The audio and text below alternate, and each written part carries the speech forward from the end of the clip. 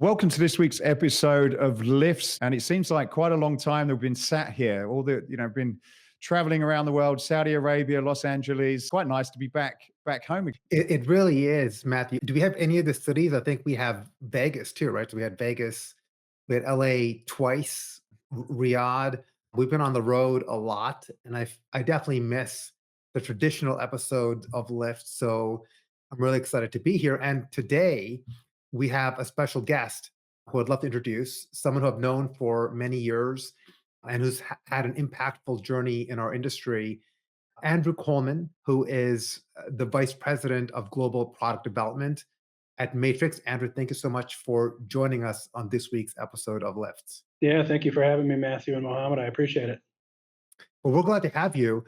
Andrew, currently you are the Vice President of Global Product Development for Johnson Health Tech, which is headquartered in Taiwan. You do work out of the US headquarters in Madison, Wisconsin. And in that role, Andrew oversees all aspects of product, business development, strategic partner management, industrial design, product strategy, and any of the product kind of sold under the Matrix brand.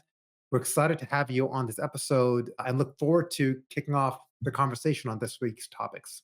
Yeah, again, thank you so much. Happy to be here. Well, we're going to kick off. There's a lot of news that's happened and we've missed. So we've got a little bit of catching up. But there are some big stories, and the first story we're going to start off is the Orangetheory Esteem brand merger, which announced a couple of weeks ago. I guess from my perspective, this wasn't one that I saw coming. It's an interesting mix of a couple of different styles of brand. Probably kick off first question to you, Mo, because one of the things that they refer to in the partnership is the focus on leveraging data and analytics. And so probably question to you first, Mo, is how do you see the role of technology being a key part of this merger from your perspective? Yeah, I mean, I think just for full transparency, we are partners with Orangetheory Fitness. And I think that, from a technology perspective, Orangetheory has been leveraging data. They have a very broad and deep data practice. Data has been a core part of what Orangetheory, also called OTF, has been doing over the last 12 years. They incorporate heart rate, they collect a lot of data from the equipment. They create a custom, heart rate zone algorithm. They display the data in real time. So data has been a really big part of it. And from what I understand, there is a significant plan for leveraging data on a lot of aspects. But I think just to take a step back, this is a really big deal. Yeah. And I'm just looking at some numbers here. The combined company has over 3.5 billion in system-wide sales. And just to put some perspective on that, that is more today than Exponential Fitness and Lifetime Fitness combined as two companies. They have over 6,000 studios. They have an incredibly large international footprint.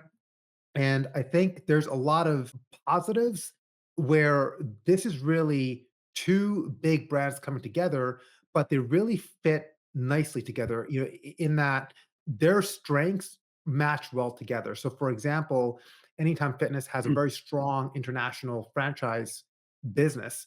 Orangetheory is looking to grow internationally as well. Orangetheory is very strong on data and technology. Anytime is looking to leverage that. So I think what we're going to find seeing is them really combining what they each do, strong at, and bringing both of those together to really create this monster of a combined company.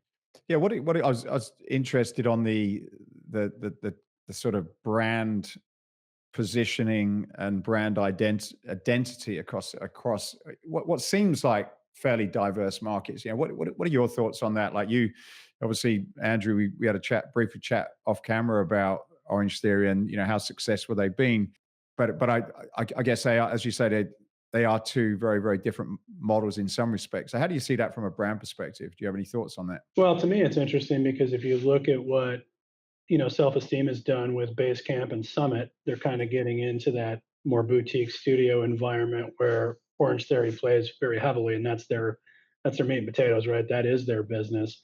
But if you take all of that out, I think you've got two entities that are, proven very successful operators, but more importantly, they're very successful franchise businesses. And when you put them together, as Mo was kind of citing some of the stats, it's really, really compelling in the force of what they can do together, not only from, just think about buying power, right? I'm on the equipment side.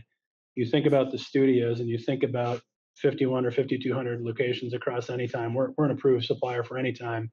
We don't do any business with Orangetheory currently.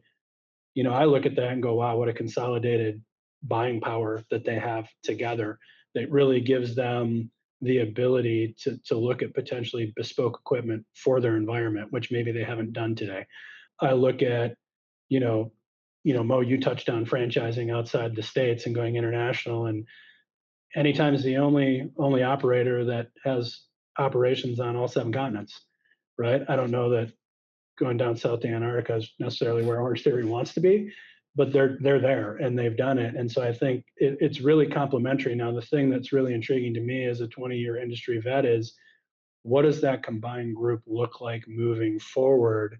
Because franchise businesses are unique in general, and there are so many different ways to manage them. Some are more successful than others. But if what I've read is that kind of the leadership, whether it be Dave and Chuck and David at Orangetheory, are planning to move and transition to more of an advisory and board role, I think it's really key that they pick the right person to lead that combined group, because so much of their future success hinges upon the direction that this joined entity, what the path really is carved out for them as they move forward. And so I'm intrigued as an industry vet looking from the sidelines going, how is this going to unfold moving forward? Because a key leadership choice is crucial to make sure that that thing stays the course and grows, and the sum of the parts is greater than the individuals. And if you were to kind of take this time and just look 5 years ahead at the potential of this combined entity and under putting your product hat on, I think this is really good for the consumer. When you look at offered by not only the boutique brands that Self-Esteem has,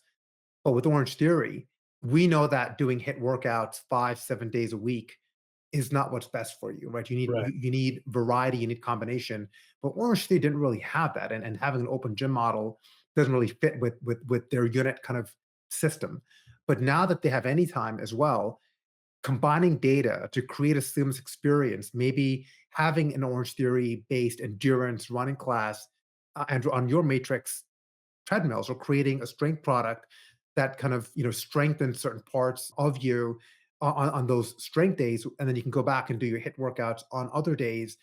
I think is really compelling. So I'm just putting a product hat on. What do you think a potential experience could look like looking at this combined entity 5 years from now?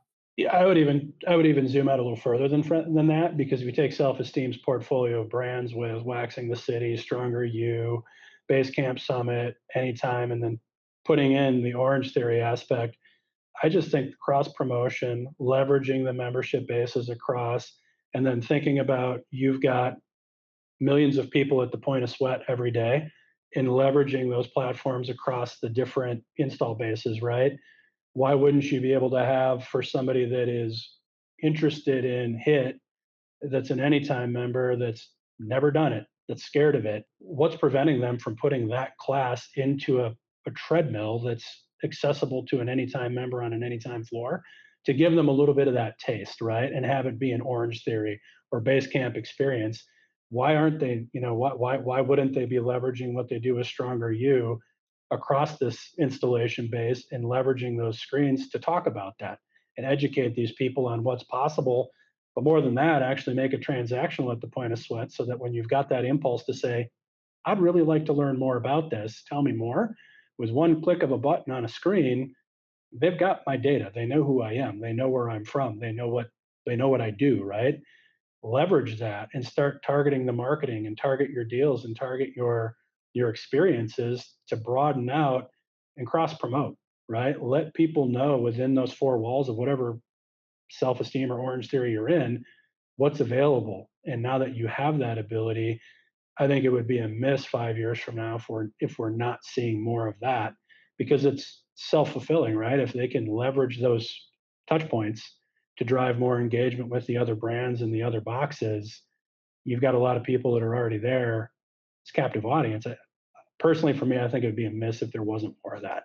Yeah. Well, we're Good going to point. move on to the next story now, which is Bowflex. I was slightly corrected off camera that Bowflex is part of the Johnson Health Tech interest as opposed to Matrix. And for anyone listening, they're separate entities. But what it basically refers to is that there's a potential acquisition by Johnson Health Tech and of the very famous brand Bowflex, which as I was doing a little bit of research on this, apparently Bowflex was developed from a patent conceived by an Ethiopian engineering student in the United States. It was a significant departure from traditional weight machines, and for as long as I've been around, Bowflex has been a brand that I guess is one of the original strength training products that you saw on infomercial. Seemed to be very, very popular. It had a bit of a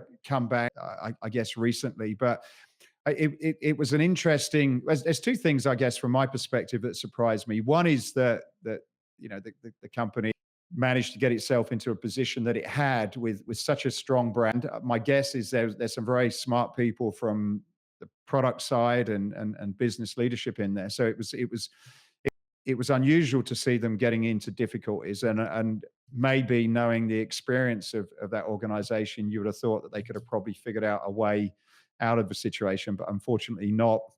And then the interest of Johnson Health Tech into the category. Certainly, it's not a category at the moment that people are hugely optimistic about. So, is it a case of just this was a very opportunist move by Johnson, where it was a great value to pick up an iconic brand and include it into some of their very successful retail stores and retail models. So, just interested, how you are viewing this story. So Well, I look, guess I can speak a little bit here. It's a little bit close to home, right? Being a Johnson employee for 20 years. Johnson is a house of brands. It's not a branded house, and so Matrix being the commercial brand, and we have Horizon as a retail brand, Vision, and we've had other brands we've developed and sold over the years. I worked in our retail business 15 years ago, and one of the things that always stuck with me was that when you did brand awareness studies with end consumers, there were certain fitness brands that resonated. Nordic Track was something that when you put it up there, it was clearly not as well known as an Apple or a Nike, but it resonated to consumers outside of your traditional fitness space. And Bowflex was another one because of all of the marketing dollars that they spent around direct to consumer and infomercials. And I think we've learned in the last 2 to 3 years that there have been a lot of retail focused fitness manufacturers that perhaps didn't predict the end of the pandemic as well as maybe others did, right? And I think we've seen that time and time again. And I'm not as close to Bowflex's, financials or what exactly happened, but it's a story that's been on repeat a few times over now, right? Where they acquire too much inventory, their forecast is blown to bits, they've tied up too much cash, whatever it is. For us, I think not being directly involved in the acquisition, it's a very well-known, well-recognized brand. We still have, as part of our organization, Johnson as a whole, a very big retail presence globally. We have 110 retail outlets in the United States. We have, I believe the number is north of 400 total retail stores globally. We have brands like Horizon that we sell, Vision that we sell, that are all retail focused brands. Bowflex is still well known. It's still a brand that people they affiliate with fitness, right? And so it's a well recognized brand.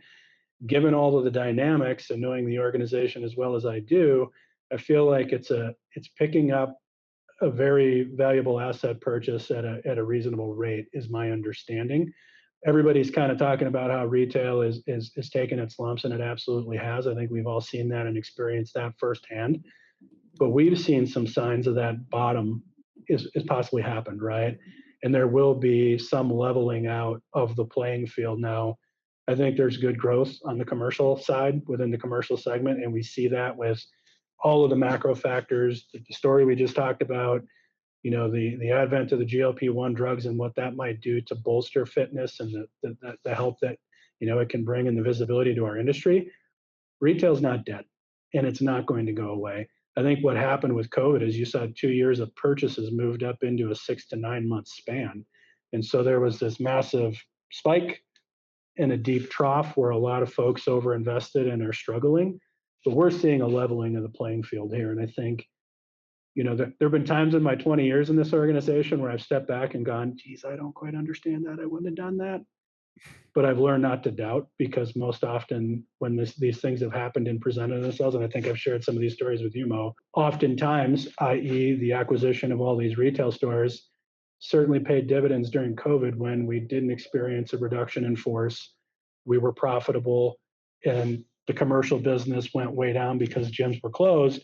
Our retail business was through the roof because we had so many doors people could knock on to get equipment. So overall, I think it'll long term be good for the business. I'm not in the day-to-day weeds of navigating this acquisition and pulling it in, but it's one of those things where if you have the ability to purchase an iconic brand and do so with limited strings attached, it's tough to say no to that. No, I think that this is a smart move by Johnson Health Tech on this acquisition, because to your point, Andrew, this is an iconic brand.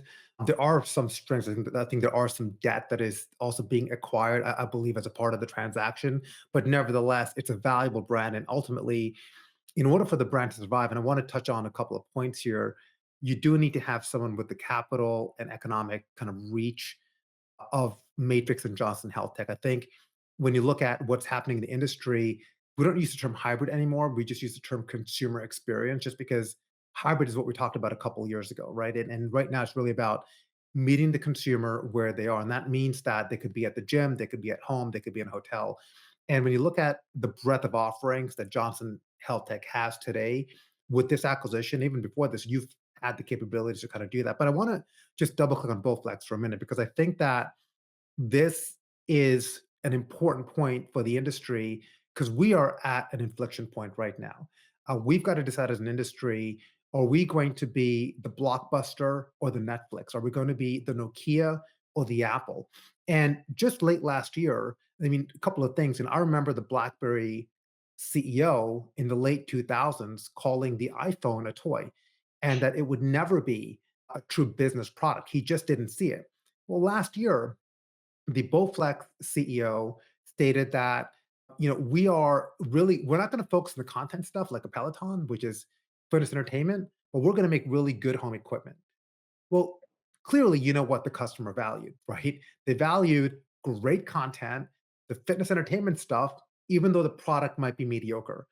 And you look at a brand like iFit, they've kind of done both, right? You talked about Motor Track, they have good equipment and also invested in good content. Right. And I think that strategically, as an industry, you've got to understand that the consumer experience, the UX, the hospitality focus of how you deal with them, customer service, delivery, all of those things, the unboxing, all of that matters to today's consumer. And you can't have someone in leadership who doesn't understand that. That's important. The second thing I would add is Bowflex, from a scale perspective, was really struggling. They sold Nautilus in 2003 for I think about 13 million. So they got rid of that. But they also only had 150,000 subscribers. I mean, we've got influencers that single-handedly have more subscribers than Bowflex had with their Journey product. So they just didn't have the scale that's needed to, I think, really invest in digital, to invest in content, to invest in hardware innovation. I think because they really, still had an organization, unfortunately, that was built on brand equity, built on a legacy model. They couldn't transform themselves well enough to meet the modern consumer with where they're at. So I think this merger here, or this acquisition by Johnson, is exactly what needed to happen for this brand. I know we're getting moved on to the next story, but I just want to pick up on that point, because I think it's an interesting one you've made. Like being, and this is to Andrew. Like looking at how things have evolved. I was looking at your new cardio at Ursa, which we'll sort of jump on in a minute. But seeing how important the experience is, or it's seemingly I was chatting to your colleague and talking about the research that you guys had done and the importance of the experience with the workout, and in this case we were talking about the treadmills and a lot of the functionality around that in a commercial environment. Seems as though you're saying, and if you look at where the industry's going from a consumer perspective, it's no longer just about the equipment, it's about the content. And then if you pick up on the challenges that Bowflex had, relatively small number of subscribers, and the huge cost to both develop products and to stay up to date with the content, where you have people like Peloton that have really set the bar pretty high in terms of what the consumer will expect. How are you approaching that, Andrew, because certainly 15 years ago, or probably longer when you started your role, it was very much about analog equipment predominantly. And now we've seen this big shift. How do you evolve the business or think about it where you're able to compete with people that are, in some cases, just media businesses or just influencers creating content? How do you get that balance? And is that really where manufacturers need to be thinking about? Or do you tend to lean into one and say, well, we're going to get really good at this and we're going to figure out ways to partner on the areas that we're not as strong? It's a great question. So I was fortunate enough to build up our digital solutions, connected solutions team here at Johnson, which is kind of how we refer to our matrix digital offering, right? It's connected solutions. And really what it's all about is allowing operators to kind of knit together the best in class experience that they want to create for their members, for their business. So I'm very, very invested in partnerships. And same thing on the content side, right? For us, when we're building equipment for Matrix specifically, my first customer is the operator. I need to solve problems for them that others might not be thinking about. And you might have saw some of that at Ursa with Onyx. Now, to me, there's really four customers in the ecosystem that we think about. Owner operators, the first door we have to knock on. Service technicians are a big deal. We have to keep them happy because equipment's going to break in a facility. They need to be able to fix it quickly and easily, which seems to be table stakes, but it's oftentimes overlooked. Trainers and operators or club staff is another group we need to cater to, and then end users, right? So when you talk about the user experience, I think you can talk about the retail brands. They're very focused on the end user experience. We are too at Matrix, right? Because if we don't deliver on that, the operator's not going to be happy and they're not going to buy our equipment. Getting back to kind of the content and the experience there, and just overall when a person gets on and hits go or logs into a piece of equipment, we want to give them choice, right? Number one, it needs to be as frictionless as possible. Number two, once they get in, we want to surface choice. We want them to be able to do for the 17 to 35 minutes they're on that piece of cardio. Do you want to distract yourself? Do you want to read social media? Do you want to watch TV? Do you want to do a high intensity interval training workout? Do you want to consume content? For me, I'm not a content expert. iFit are content experts. That's why we partnered with iFit, right? That's why we work with Mark and the team over at iFit, because it's like you have a service, you've built this platform that you've driven a ton of awareness around. People know what it is the world over. Why don't we just put these two things together? Because I can then focus on making really great equipment that operators love and service techs love to work on when it breaks down, unfortunately.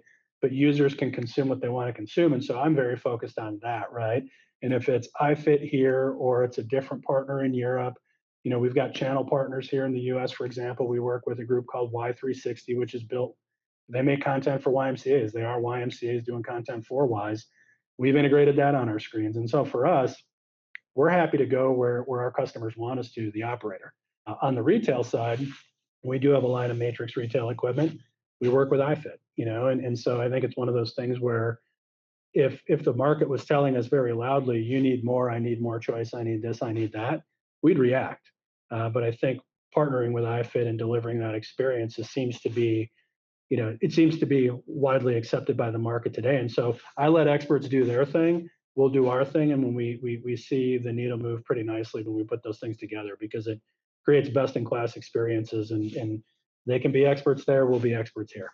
Well, we're going to move on to the final story. We've not got a huge amount of time left, so I'm going to throw this out, and I'll let you guys sort of jump in wherever you want. But the story is about Equinox. They've raised 1.8 billion, which is partly for development. And in relation, like we can take this anywhere, but I questions is it's an interesting move. It's a significant investment that they've been able to get. My question, probably in relation to the previous conversation as well, seeing some of the things that we've identified at Ursa in terms of people like Matrix and Life Fitness moving into the premium end of the market is I was curious, how do you foresee the allocation of this capital impacting the competitive landscape for the high-end fitness and wellness clubs? And that, I guess that both encompasses both the competitors to Life Fitness and some of the responses they're like to make, and then also the impact on a lot of the manufacturers that are providing solutions to some of these brands. Well, I think, look, I mean, Equinox had almost $1.4 billion due between this month in 1.2 billion, and then they had another loan that was due in September.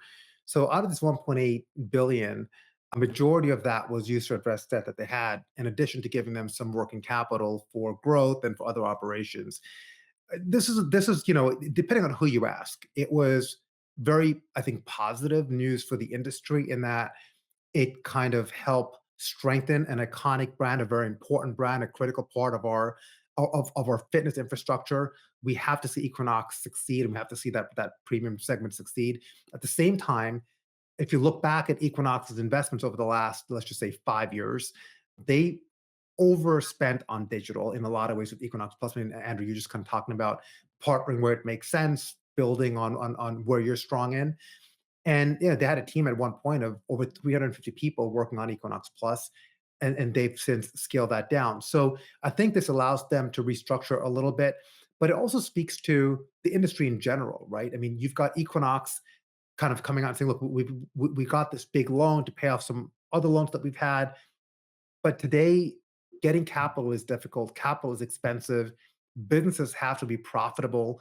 I think you're kind of seeing companies that, if you haven't already been cash flow positive, really trying to find a way to get there in a hurry, because that's the only way to be sustainable. And I think the other part of it too is we're going to find out pretty quickly what the TAM is for each segment of the market. So we've got really three main segments. You've got the premium segment, which is what Equinox is in.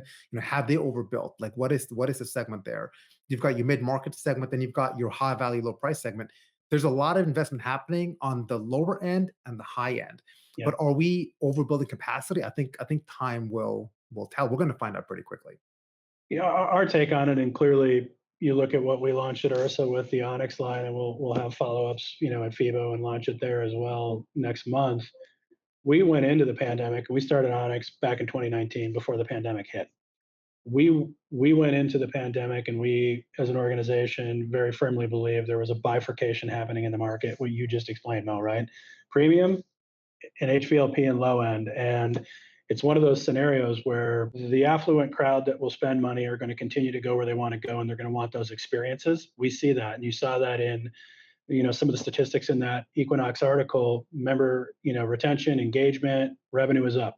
Same thing with Lifetime, right? Their revenue was up, I think, 22% last year. Right. And they're in that premium segment. And so we made a bet back in 2019, February 2019, like, hey, we serve this part of the market really well, and we feel like we could be doing a better job. Oh, by the way, we feel like that premium side of the market and that slice is underserved in general. There's no choice there, right? There's really maybe one player, 1.5 players that serves that market.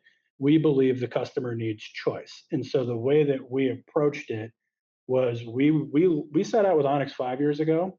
It was real clear. I spearheaded the project, and I went into to my boss's office, and then we met with the CEO at Ursa a month later, and I said, this is actually quite easy. We need to build a line of equipment for a certain customer group with that customer group. It's as easy as that, because that group is underserved. They don't have choice. They have a unique set of needs and wants. Let's sit down with these folks and work with them on this journey together and put together a line of equipment that's purpose-built for their environment, that ticks the boxes of what they expect out of a piece of capital equipment, which is what our treadmills, bikes, and ellipticals are. And voila, 5 years, a pandemic, magically later, we've got 5 pieces of kit on the Ursa floor, and the response was great. And you know what? I love the fact. This might sound contrary to what anybody out there and the listeners might think. I absolutely love the fact that Life Fitness launched Symbio at the same time, because all it does is lend validity and credibility to the approach that we took, and saying, you know what, that part of the market's underserved, that customer needs choice, and we want to be a choice for them, right? We want to work with them. And the fact that they came out at the same show at the same time with a competing line, hats off to them. I love it. I think it speaks volumes to the fact that, that part of the industry likely will remain healthy. We have some things that we need to figure out. What is that TAM moving forward? It's healthy. It's here to stay. Those players are here to stay, and it kind of legitimizes everything we've believed in, and it gives the customer choice, which is something that I firmly believe, having been in the industry 20 years, like if our competition's strong and we're strong, then the industry's strong as a whole, which is great because we all love the industry and we want to see it succeed. Yeah, certainly in line. We interviewed David Minton last year, who did a report on the UK fitness industry, and he was saying about a lot of the signs that he was noticing was the increase in more of the premium fitness offerings, which was different than before. And I was also, before this interview, I was Googling, there's a report from Bain and Co. And they were talking about how the luxury category had rebounded pretty well since 2021, whether that's car sales and luxury goods. So it does seem to be a sector where I suppose probably people that are in that sector of the world did very, very well off the back of the pandemic. And my guess is that there is the money there and they are looking for a lot more experiences and they've got the ability to pay for those. We see that in hospitality too, right? If you look at where a lot of the growth comes in the different hospitality brands that are out there, they're doubling down in premium and luxury as well. You see it in the Middle East, you see it with groups like Hyatt, where a lot of their investment is focused is in the upper tier of their brands. And so it speaks to everything you just said, right? We're coming off the back of the pandemic, that more affluent subset of the population, they're doubling down and they expect the experiences and they're going to pay for them. And so I'm personally thankful that the bet seems to have paid off early, because that was one where in the middle of the pandemic, it was a little bit like, are we doing the right thing here as we're meeting in parking lots to exchange hand-built prototypes and keep the development efforts moving forward? But yeah, it seemed to really go well at Ursa, and I heard positive things from the folks at L.I.F.T. too, but we were overwhelmed with the positive feedback.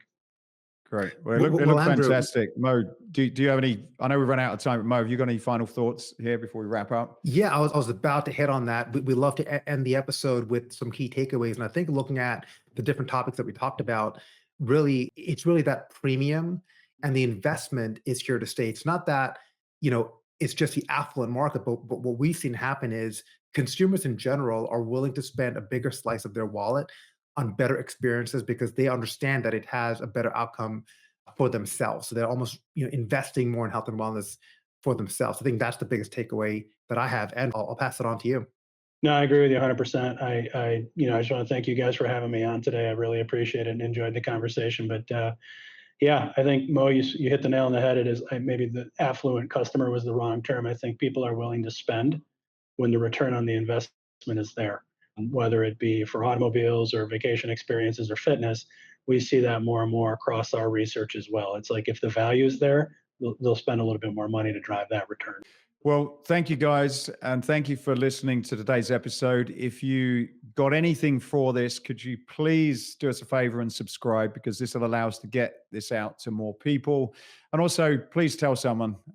That's it for us. I hope you enjoyed this week's episode of L.I.F.T.S.